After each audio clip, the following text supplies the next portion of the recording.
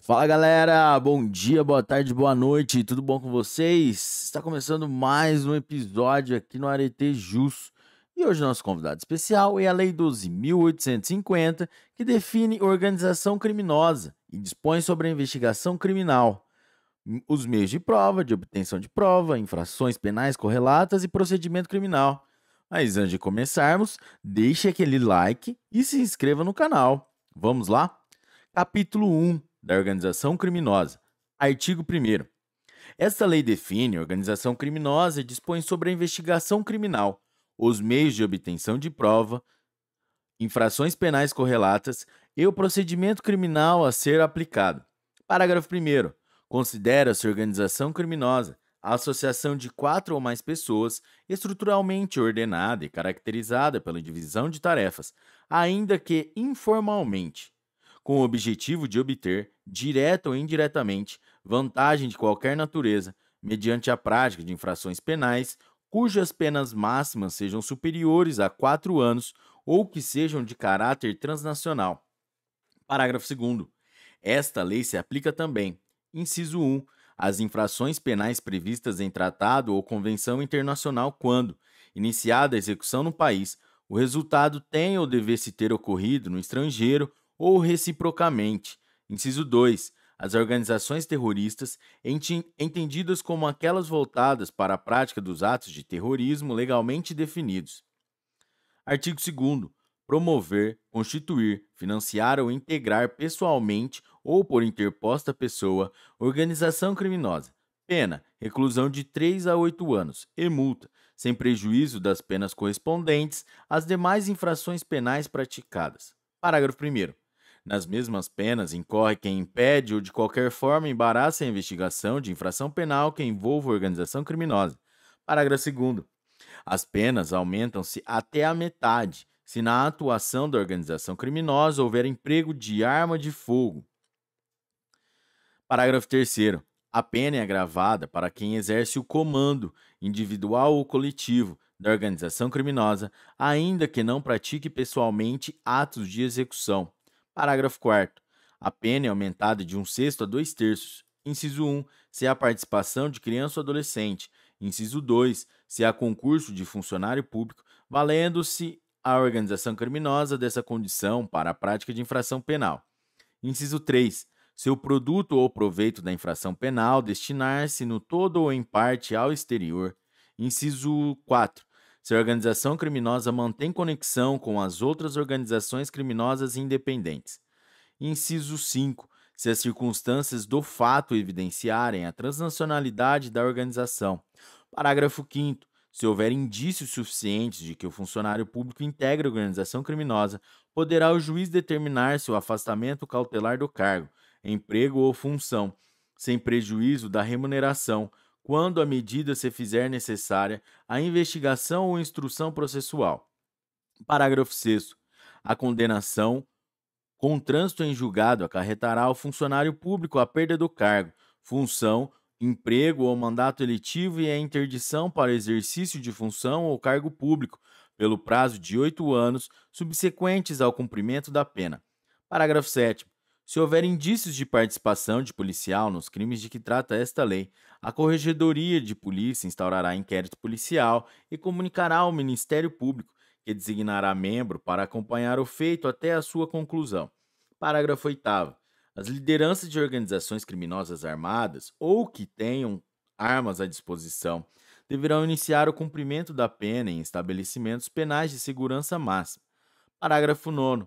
O condenado expressamente em sentença por integrar a organização criminosa ou por crime praticado por meio de organização criminosa não poderá progredir de regime de cumprimento de pena ou obter livramento condicional ou outros benefícios prisionais se houver elementos probatórios que indiquem a manutenção do vínculo associativo. Capítulo 2 da investigação e dos meios de obtenção da prova. Artigo 3º. Em qualquer fase da persecução penal, serão permitidos, sem prejuízo de outros já previstos em lei, os seguintes meios de obtenção de prova. Inciso 1, colaboração premiada. Inciso 2, captação ambiental de sinais eletromagnéticos, ópticos ou acústicos. Inciso terceiro, ação controlada. Inciso 4, acesso a registro de ligações telefônicas e telemáticas, a dados cadastrais constantes de bancos de dados públicos ou privados e a informações eleitorais ou comerciais. Inciso 5, a interceptação de comunicações telefônicas e telemáticas, nos termos da legislação específica. Inciso 6, afastamento do sigilo financeiro, bancário e fiscal, nos termos da legislação específica. Inciso 7, infiltração por policiais em atividade de investigação na forma do artigo 11. Inciso 8, cooperação entre instituições e órgãos federais, distritais, estaduais e municipais na busca de provas e informações de interesse da investigação ou da instrução criminal. Parágrafo 1º. Havendo necessidade justificada de manter sigilo sobre a capacidade investigatória, poderá ser dispensada a licitação para a contratação de serviços técnicos especializados, aquisição ou locação de equipamentos destinados à Polícia Judiciária para o rastreamento e obtenção de provas previstas nos incisos 2 e 5. Parágrafo 2º. No caso do parágrafo 1º, fica dispensada a publicação de que trata o parágrafo único do artigo 61 da Lei 8666, de 21 de junho de 1993, devendo ser comunicado o órgão de controle interno da realização da contratação. Seção 1 da colaboração premiada. Artigo 3º-A. O acordo de colaboração premiada é negócio jurídico-processual e meio de obtenção de prova, que pressupõe utilidade e interesse públicos. Artigo 3º-B. O recebimento da proposta para a formalização de acordo de colaboração demarca o início das negociações e constitui também marco de confidencialidade, configurando violação de sigilo e quebra da confiança e da boa-fé a divulgação de tais tratativas iniciais ou de documento que as formalize, até o levantamento de sigilo por decisão judicial. Parágrafo 1º. A proposta de acordo de colaboração premiada poderá ser sumariamente indeferida, com a devida justificativa, cientificando-se o interessado. Parágrafo 2º. Caso não haja indeferimento sumário, as partes deverão firmar termo de confidencialidade para prosseguimento das tratativas, o que vinculará os órgãos envolvidos na negociação e impedirá o indeferimento posterior sem justa causa. Parágrafo 3º. O recebimento de proposta de colaboração para análise ou termo de confidencialidade não implica, por si só, a suspensão da investigação, ressalvado acordo em contrário quanto à propositura de medidas processuais penais cautelares e assecuratórias, bem como medidas processuais cíveis admitidas pela legislação processual civil em vigor. Parágrafo 4º. O acordo de colaboração premiada poderá ser precedido de instrução, quando houver necessidade de identificação ou complementação de seu objeto, dos fatos narrados, sua definição jurídica, relevância, utilidade e interesse público. Parágrafo 5º. Os termos de recebimento de proposta de colaboração e confidencialidade serão elaborados pelo celebrante e assinados por ele, pelo colaborador e pelo advogado ou defensor público com poderes específicos. Parágrafo 6º. Na hipótese de não ser celebrado o acordo por iniciativa do celebrante, esse não poderá se valer de nenhuma das informações ou provas apresentadas pelo colaborador, de boa-fé, para qualquer outra finalidade. Artigo 3º-C. A proposta de colaboração premiada deve estar instruída com procuração do interessado com poderes específicos para iniciar o procedimento de colaboração e suas tratativas, ou firmada pessoalmente pela parte que pretende a colaboração e seu advogado ou defensor. Parágrafo 1º. Nenhuma tratativa sobre colaboração premiada deve ser realizada sem a presença de advogado, constituído ou defensor público. Parágrafo 2º. Em caso de eventual conflito de interesses ou de colaborador hipossuficiente, o celebrante deverá solicitar a presença de outro advogado ou a participação de defensor público. Parágrafo 3º. No acordo de colaboração premiada, o colaborador deve narrar todos os fatos ilícitos para os quais concorreu e que tenham relação direta com os fatos investigados. Parágrafo 4º.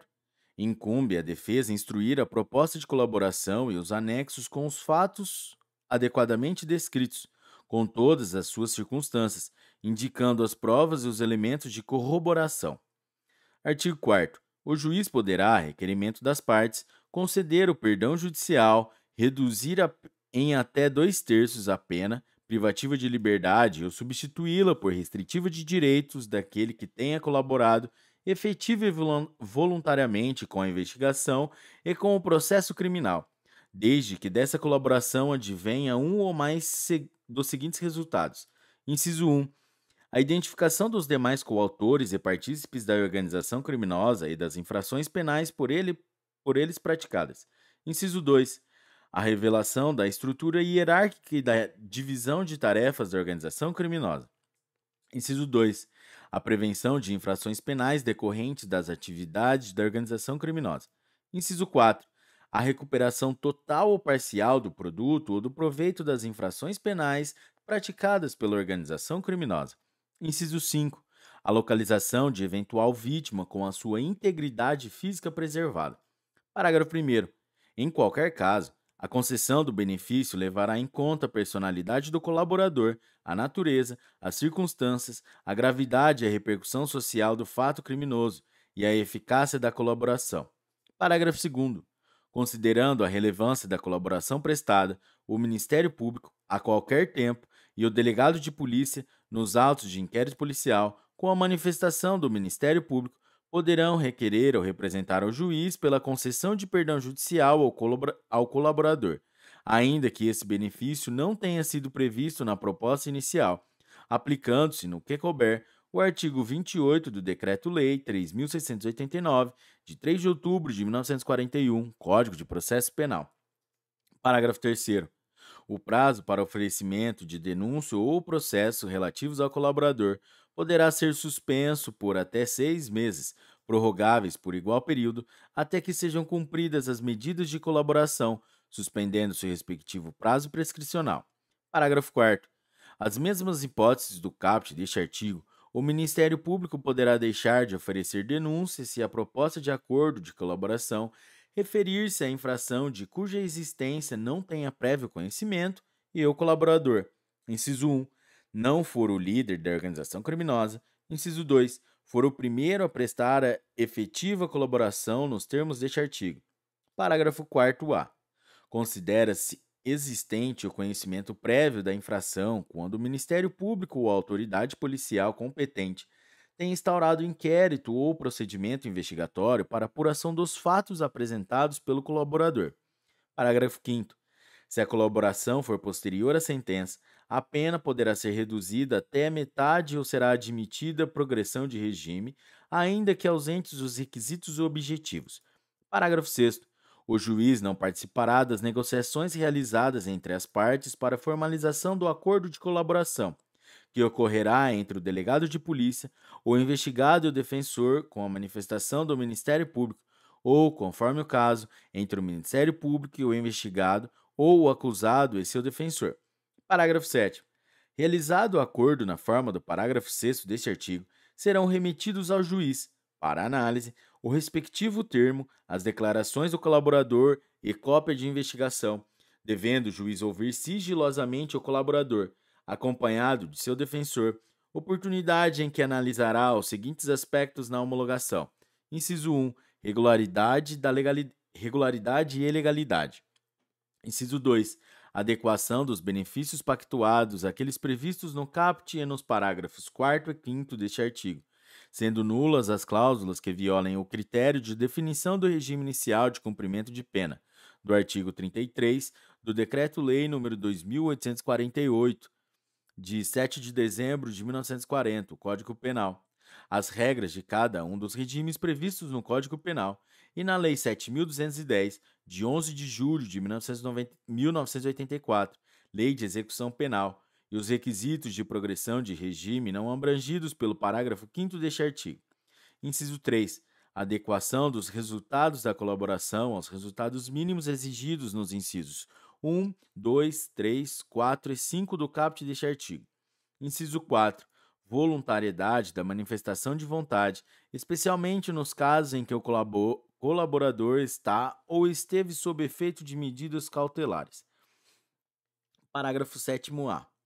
O juiz ou o tribunal deve proceder à análise fundamentada do mérito da denúncia, do perdão judicial e das primeiras etapas de aplicação da pena, nos termos do Decreto-Lei nº 2848 de 7 de dezembro de 1940, o Código Penal, e do Decreto-Lei 3689 de 3 de outubro de 1941, o Código de Processo Penal, antes de conceder os benefícios pactuados, exceto quando o acordo prever o não oferecimento da denúncia na forma dos parágrafos 4º e 4º-A deste artigo ou já tiver sido proferida a sentença. Artigo 7º-B. São nulas de pleno direito as previsões de renúncia ao direito de impugnar a decisão homologatória. Parágrafo 8º. O juiz poderá recusar a homologação da proposta que não atender aos requisitos legais, devolvendo as partes para as adequações necessárias. Artigo 9º.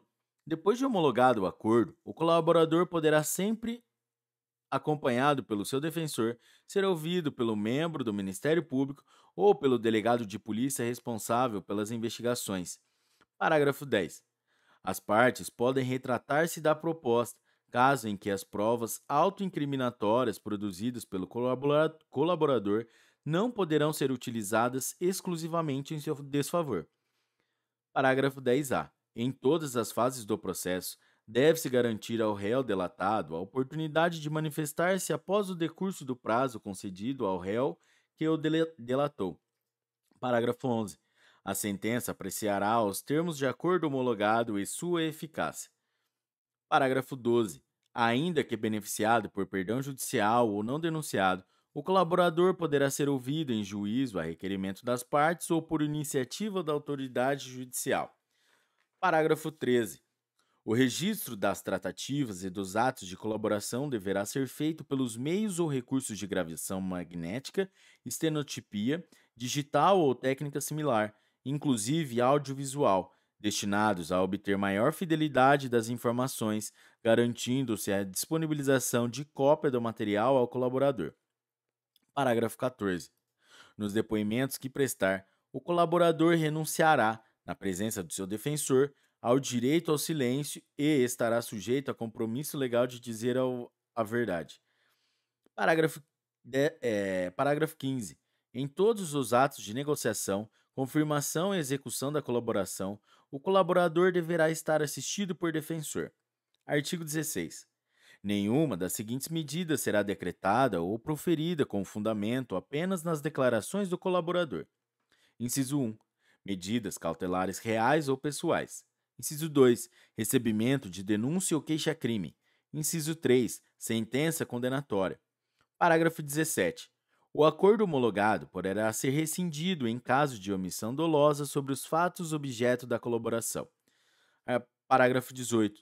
O acordo de colaboração premiada pressupõe que o colaborador cesse o envolvimento em conduta ilícita relacionada ao objeto da colaboração, sob pena de rescisão. Artigo 5º. São direitos do colaborador. Inciso 1. Usufruir das medidas de proteção previstas na legislação específica.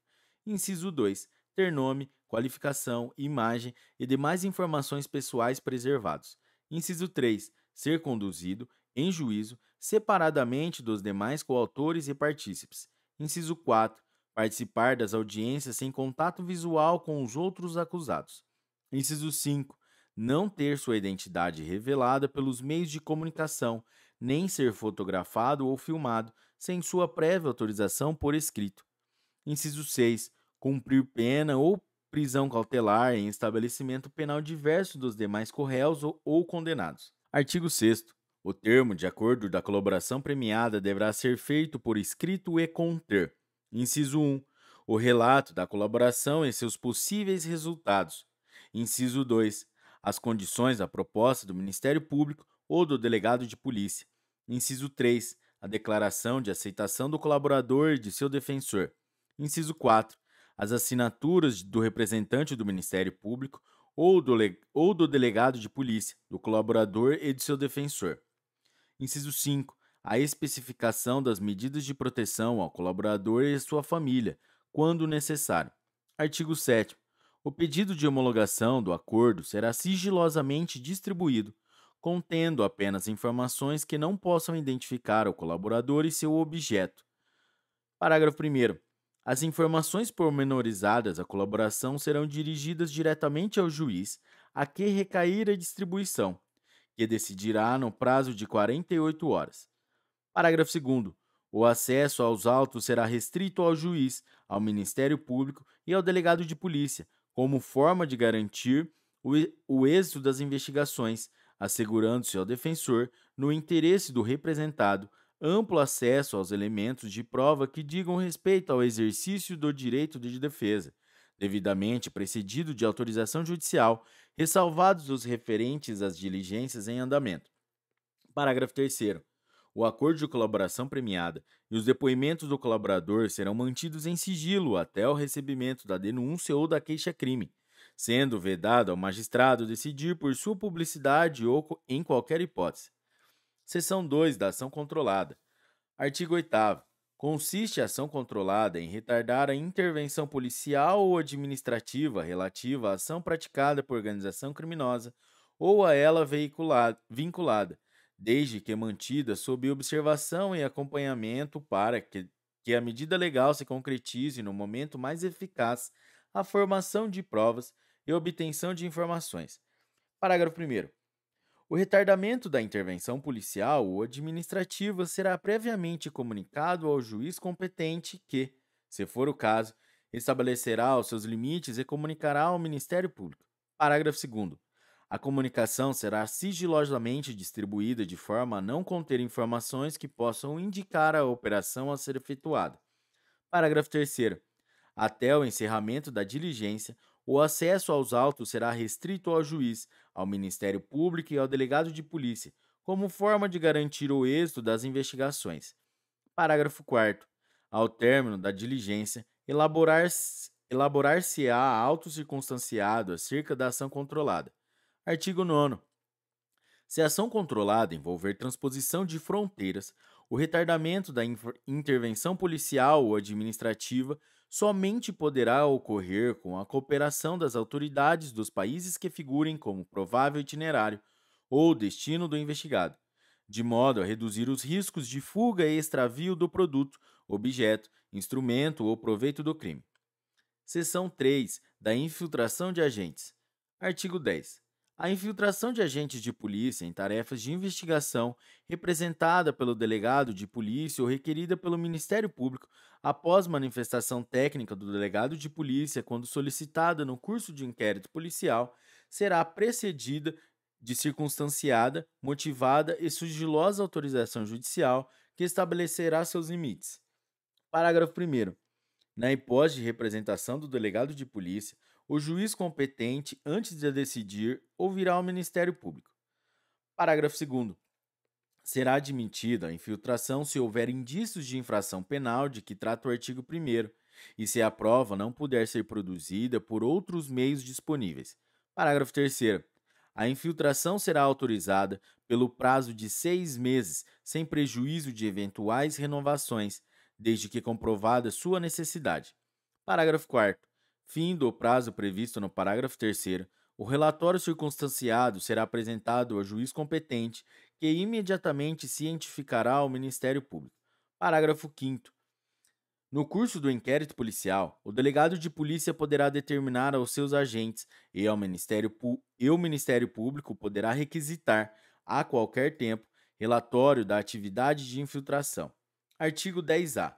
Será admitida a ação de agentes de polícia infiltrados virtuais, obedecidos os requisitos do caput do artigo 10, na internet, com o fim de investigar os crimes previstos nesta lei e a eles conexos, praticados por organizações criminosas, desde que demonstrada sua necessidade e indicados o alcance das tarefas dos policiais, os nomes ou apelidos das pessoas investigadas e, quando possível, os dados de conexão ou cadastrais que permitam a identificação dessas pessoas.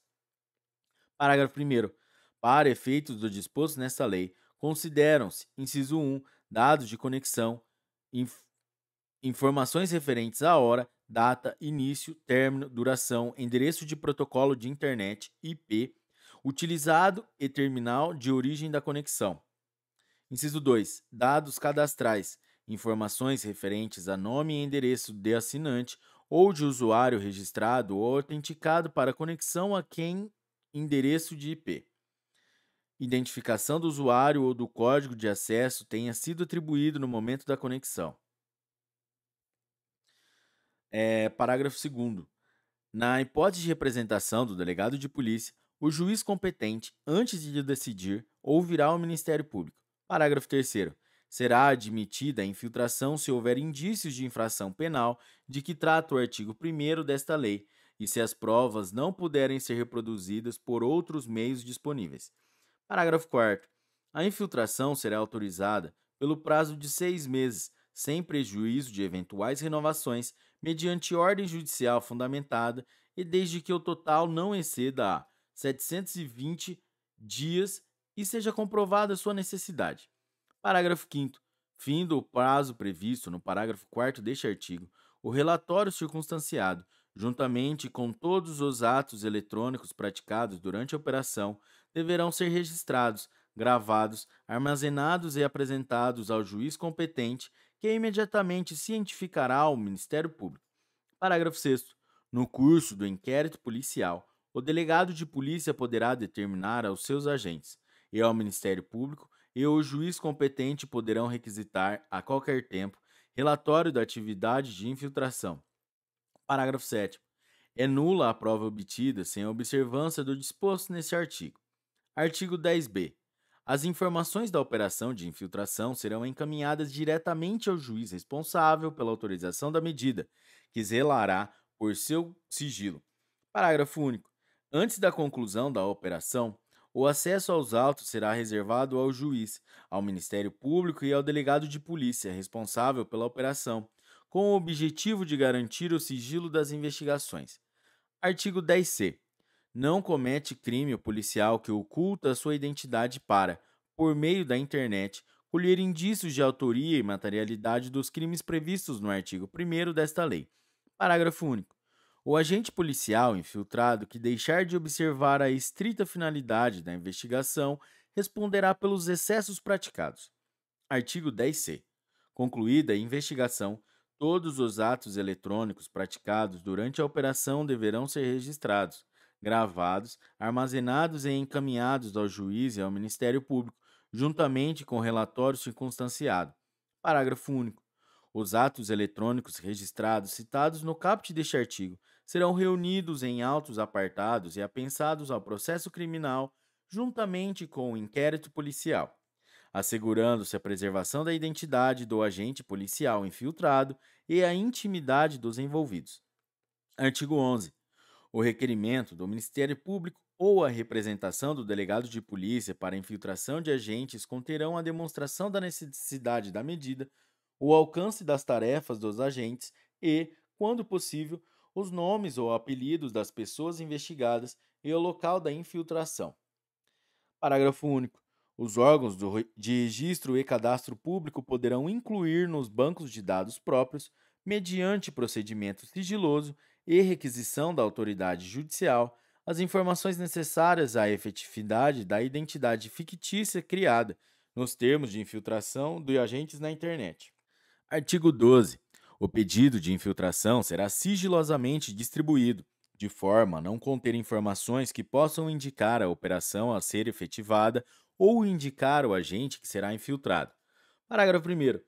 As informações quanto à necessidade da operação de infiltração serão dirigidas diretamente ao juiz competente, que decidirá no prazo de 24 horas, após manifestação do Ministério Público na hipótese de representação do delegado de polícia, devendo-se adotar as medidas necessárias para o êxito das investigações e a segurança do agente infiltrado. Parágrafo 2º. Os autos contendo as informações da operação de infiltração acompanharão a denúncia do Ministério Público, quando serão disponibilizados à defesa, assegurando-se a preservação da identidade do agente. Parágrafo 3º.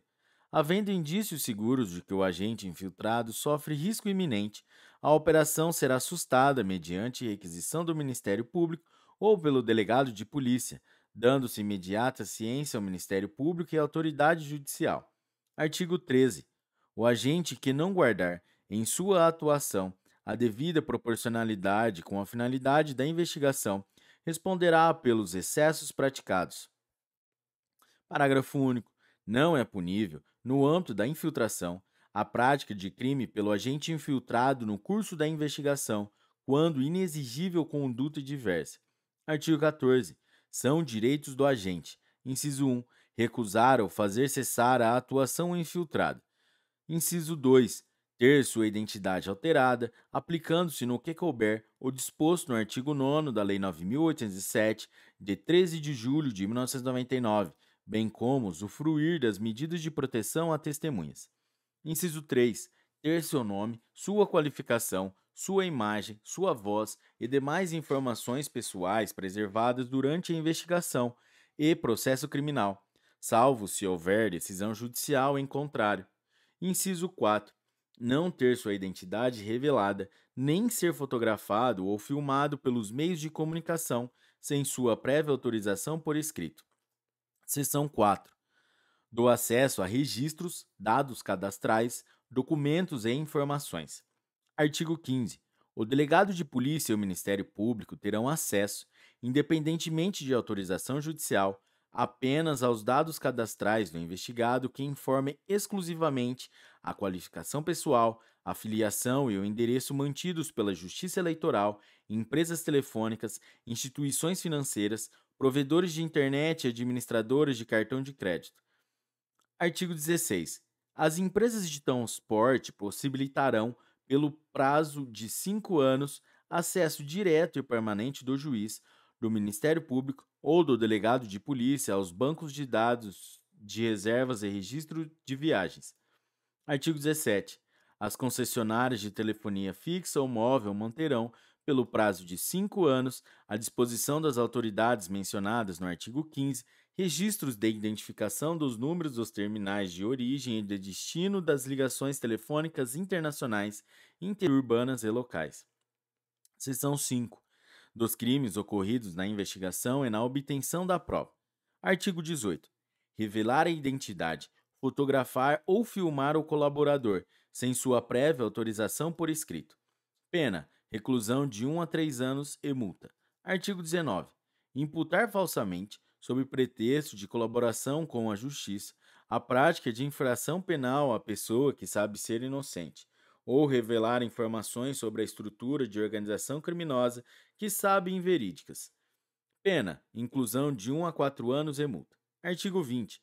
Descumprir determinação de sigilo das investigações que envolva a ação controlada e a infiltração de agentes.